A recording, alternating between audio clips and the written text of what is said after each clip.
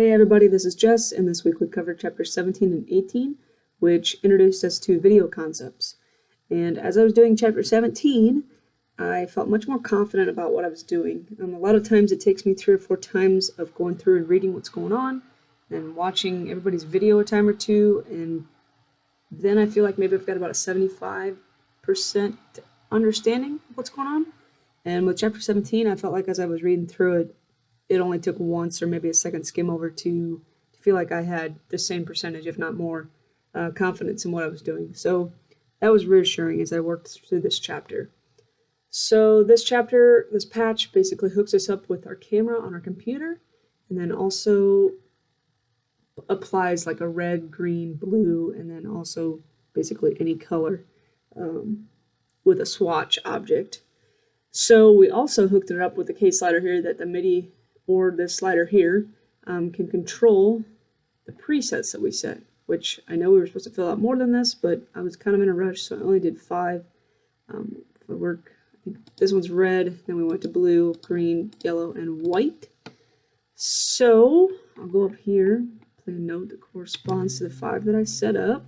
It's 1, so we should get that red, which we do, and then there we have it. So if I go up here and hit the green, the 3 preset, we should see some green down here, which we do. And if I want to pull in this turquoise, we can set those colors on there as well.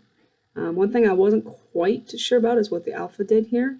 I did understand the blue, green, red, and all the information above it, but I wasn't 100% confident in what the alpha message box did.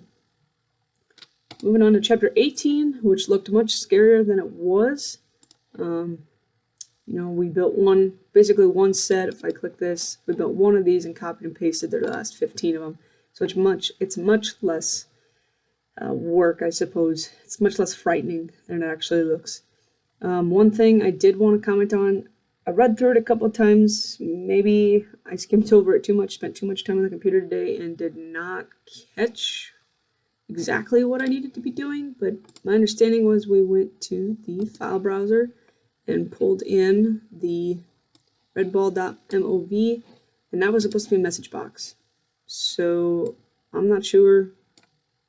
Maybe I missed a step up to go back through, or missed a little bit in a paragraph that had a little bit better explanation, but I just went into the chapter example and pulled in this message box from there. So if I go ahead and run this, so this little red box is being replicated in a gray circle up in these 16 windows, and these backside notes here are attached to MIDI notes in the C scale.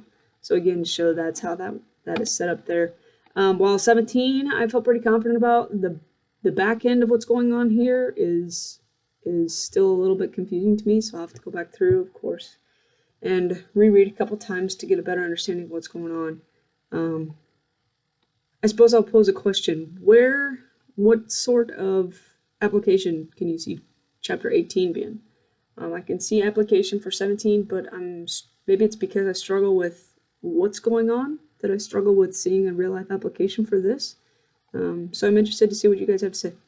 So with that pretty much wraps the week up. Take care, everybody.